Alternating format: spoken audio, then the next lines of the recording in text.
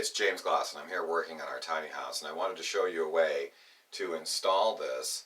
This is the shower. This is the plumbing that comes out of the wall for the shower that goes to the shower head. It comes down. It's a little gooseneck, and it has a beautiful satin finish on it. And if you were to use a pipe wrench, it would mar it. And if you used a belt strap, you wouldn't be able to get it tight enough. So I'm going to show you a quick trick on how you can install these without marring them.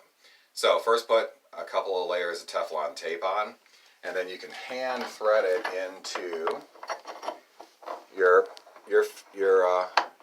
fitting, and then tighten it as much as you can. By the way, note the screws in the head. They do provide space for 3, and you need at least 2, but 3 is even better because you're gonna, I'm about 180 degrees off. I'm sticking the handle, the rubberized handle of this pair of pliers in to get leverage, and I'm turning it to the position that I need it.